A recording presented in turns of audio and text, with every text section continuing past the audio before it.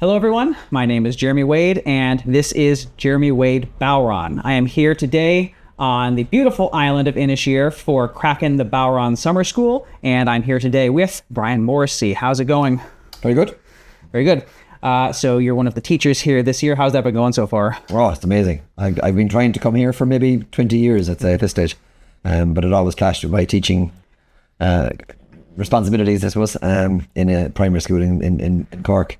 So, yeah, it's great to get here at last, and it's been fantastic. There's a great buzz here anyway, and the students have been brilliant. Reception has been great. People are very open to trying new things, and you know, everyone has different approaches, but all the students are really taking on everything, and you know, then I'm sure they're having a great week too. Oh yeah. So can you tell me a little bit about how you got into playing, and maybe talk about how you learned the Bodhrán in the first place? Yeah, I got my first Bodhrán, I think it was about 12. My granduncle was a friend of Manicky Kearns in Connemara and picked up a Bodhrán and gave me a present of it. But my grandfather on my mother's side had actually played Bodhrán and drums for when he was younger. So I asked him about it, and I kind of started off a bit, and he said, "No, what you're doing is fine. Keep doing what you're doing and work away." So I didn't there was no teachers in North Tip where I grew up. It's a town called Nina. Really, really strong music tradition there. Paddy O'Brien was probably the most famous musician that came out of it. He kind of revolutionised accordion playing in traditional music, and then Jerry banjos from out the road as well. But as regards Bodhrán players, there was very few around. There was a guy, Michael Cooney, in Thurles, that I would have seen maybe at Flas, and then I suppose going to Flacchio's, you'd see some other players and you kind of go, okay, what are they doing? I remember being in Connemara or in Donegal and seeing somebody play, and I remember kind of going up to them and asking them what they were doing and how they did it. So I kind of just worked away myself really until I went to university in UCC in Cork, University College Cork, and that's where I first got kind of formal lessons, which was from Frank Torpey. So Frank was a huge influence on my playing. He played with the band called Nomos, and I suppose prior to that, I was, and most people my age were playing, kind of following the graph of the tune really. So like if the tune was up high, we were kind of in the high register of the drum. If the tune was down low, we were in the low register. And you just kind of meandered along with the tune. Whereas Frank kind of took on the idea that Johnny Ringo would have had the notion of kind of a motor rhythm, and kind of getting that kind of steady motor rhythm in underneath, and everything kind of builds up from that. So Frank took that idea but kind of thought about it more in terms of the back line of a jazz band or whatever. So you have very set grooves. So he'd have set grooves for the tune, and there'd be a slight difference in the groove from the A part to the B part. But then when you return to the A part, you're back to the original groove again, and it developed from there. And you make it more interesting each time round for yourself and for the listener. So Frank really was probably my biggest influence from the age of 18, along with Mel Mercier, who was my lecturer in University College Cork. So every single course he ever put on, I studied it, because that's great. I think I saw them play in a concert before I went to college. I wasn't sure what I was going to do, and I went to a concert in Limerick, and was two groups of students from Cork came up. One was a traditional music group, and it was like the most outrageous traditional music I'd ever heard in my life. And I was like, okay, I need more of this. And then Mel's percussion group, Pulsus, came out and performed some Awe dance drumming from Ghana, and some Conacall, and so there was Bodhráns, and I was like, oh my god, like I didn't know such a thing even existed, and I was like, I just get me to Cork tomorrow. I was like, that was it. I was going nowhere else other than Cork after that night. That was it. And I was really lucky I got to join that group when I went to the university, and did some amazing gigs with Mel and Pulses. But Jimmy Higgins was also in that group. So that was phenomenal. So that was kind of the Bodhrán journey, and then I started playing around with the whole thinking about pitching and the harmonic element of the drum, as opposed to just the rhythmic and tonal side of it. Mainly influenced by Donald Lunny. He was the first to do it. So Donald, Jimmy Higgins and myself are kind of shouting about this for a while now. So it's interesting. You're tuning the drum precisely all the way around the rim, and then you pitch your tones off that, and you're playing bass lines as you're doing your normal bar playing. So it's interesting. Oh yeah, very much. So what would you say is your approach to teaching? Is there a preferred method of teaching, like private lessons, one-on-one, or do you prefer groups? What is it that you do when you get to teach? I think, like, for beginners, in groups is fine. I do that in the school I work in. So I have I teach a certain amount of kids from the school, and I have a two tin whistle classes and a bar class. For beginners, it's fine, but I think once people start progressing, you kind of need to go one-on-one, really. Just to give them the chance to, because there's a lot in it. Like at the start, it's fine; they're already getting the basics. Right. But once they start moving towards the tonal stuff, you kind of need to put in the time with them. Definitely, when they get more advanced, it has to be one-on-one. And like, definitely, ideally, in person as opposed to on Zoom. But I know that's not, it's not easy for everybody to do. Like, there's not teachers in every town or in every country, so I think face to face, you can hear the drum, you can get a sense of what their drum is like. You can try out their drum and say, okay, actually you can't do what I'm asking you to do because of X, Y, and Z. Maybe the rim is too wide, or maybe the drum isn't tuned properly, and it might sound okay online, but when you play it in real life, it's different. And then I suppose how I go about teaching, I notate them using the arrow system. That was the system that Frank Tarpey used in UCC. And I just kind of kept that. I've adapted it to incorporate my own tonal work. So I can, like, if I was to transcribe some of the stuff I do, I still have the arrows. I'd have B for bass, M for mid, which is the corner of the heel of the hand, H for high, which is not the top of the drum, it's the middle of the drum with the thumb line, just above the thumb line. And then I've pop, and I'd write in pop above it if it's pop. So that's kind of my four areas. And if I'm doing kind of a tonal kind of it's not really kind of a stepping down, it's more of a rounded kind of tonal cascade, I suppose you call it. Sure. So I go around the back of the hand. It's a Frank Tarpey technique. So you come from here, you rotate all around the back of your hand and down to the bottom. So you get the full range of tones when you do that. So if I'm doing that, I'll just go from M, I'll have a B down lower, and I'll do a line, curved line going down to it, just to kind of show that. So I think with the arrows, or the letter system works too. I don't use the letter system, but it works fine. It's very accessible for everybody. Yeah, exactly. People who don't read music can manage it fine, and it's all pretty clear, like what they do.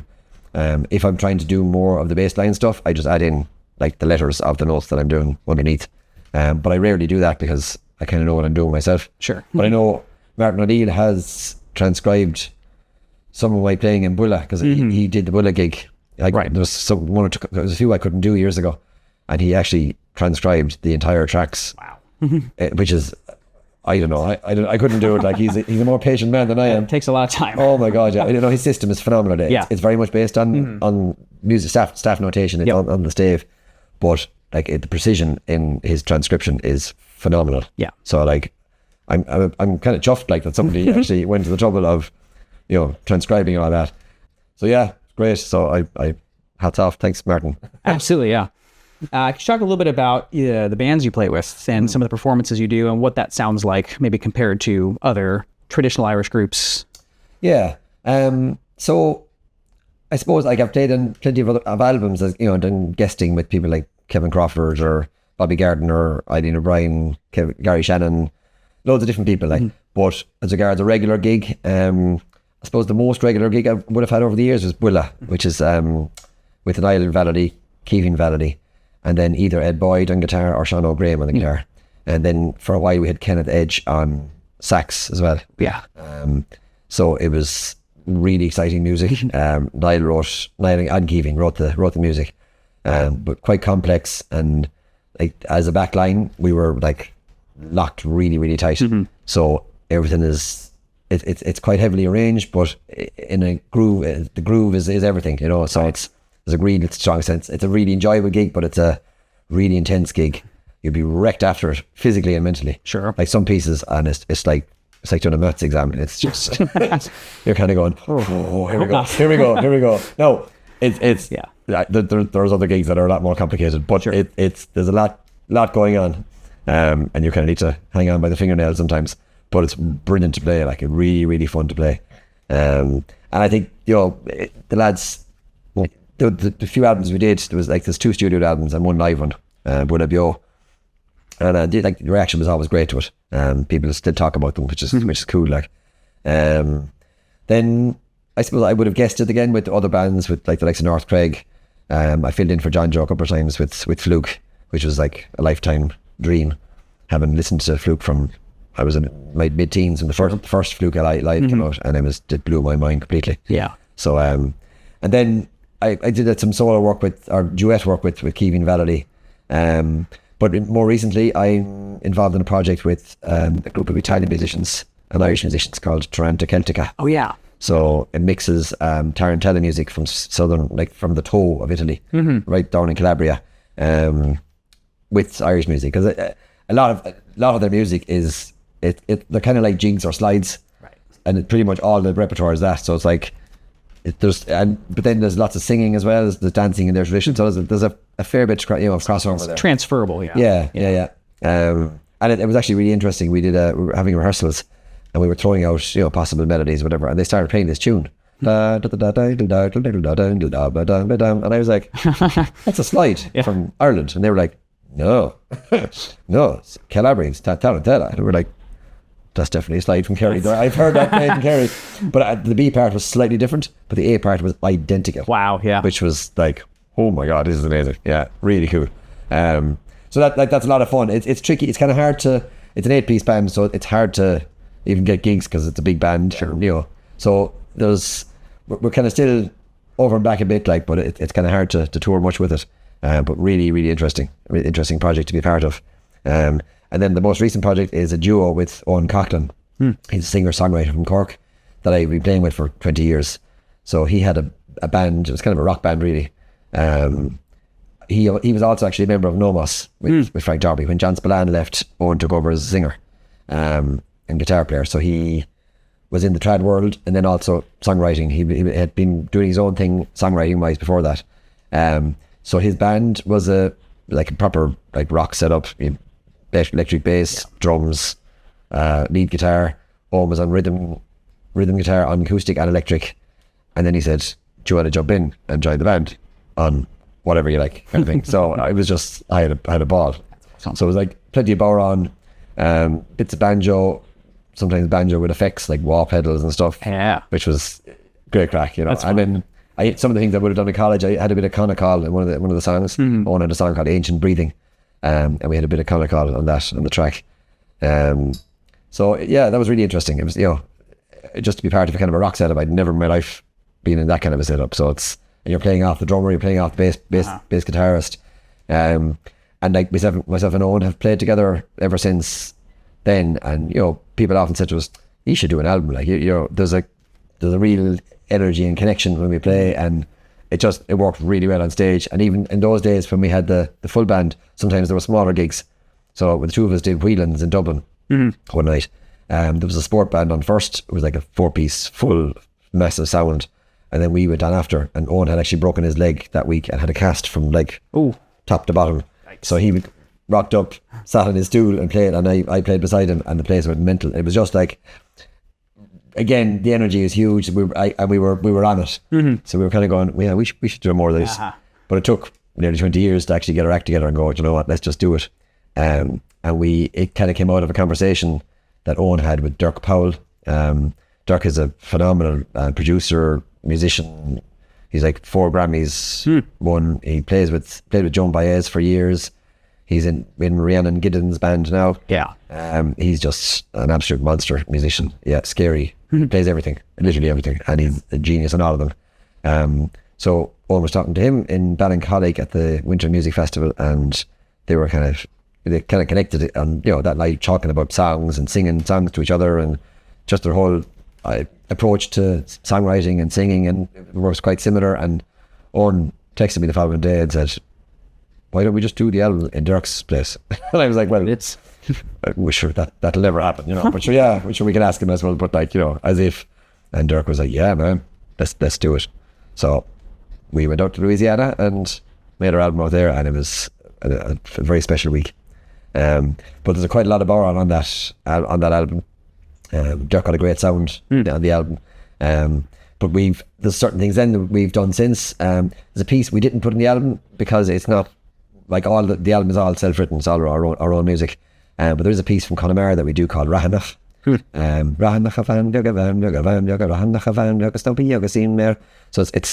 it's kind of groovy, and we do 2 Bodhráns to that because Owen actually plays Bodhrán as well. Okay. So it's a double Bodhrán kind of vocal thing. It's quite tribal. It's great. Nice. And then in the last few weeks, we were doing a radio slot in Dublin on Radio 1, the national radio station in Ireland, with Ray Darcy. And we said we'd do a double Bodhrán version of Black Betty. So that was good fun. So we had a bass drum. I had a bass drum on one foot, a tambourine in the other foot, and 2 Bodhráns. And we went for it, and again, reaction was great. Right. So we're looking forward to doing that at some of the festivals now during the summer. So we've done it in a few gigs in Cork lately, and it's gone down a storm. So it's just a different context for the Bodhrán, which is good. It's good fun. I think the Bodhrán is a very versatile instrument. You can play it literally anywhere, in any setting, with any genre. I've played in Brazil. We used to do a gig for St. Patrick's Day. Went out there 9 or 10 times, and some of the years we were on the stage outdoors with a big PA, and there was a 100-piece samba band with us, and that was like one of the best musical experiences of my life. I'll bet. Yeah, and like the Brazilians loved the Bodhrán because obviously their sense of rhythm is so strong. They were intrigued by it. It was like, oh, how do you get all those sounds from that little thing, So yeah, so it went down well. But so plenty going on at the moment. I'm enjoying it. I'm teaching in a school in Cork, but I'm teaching part. I took a job sharing option this year, and the same for next year. Yeah. So you work week on, week off. So that's great. It leaves lots of space for creative mind space. That's right. That's right. Yeah, it's kind of hard when if you're working full time. It's very hard to clear the head, to do these kind of things. So it's great. Yeah. Great. So if anyone wanted to get a hold of you, either to talk about lessons or book you for anything, is there a place we can get a hold of you? Yeah, I'm on Instagram at Brian Bodhrán, or on Facebook, Brian Morrissey. You can catch the Oirrs on Instagram and TikTok. It's at the Oirrs Music. That's TheOars MUSIC.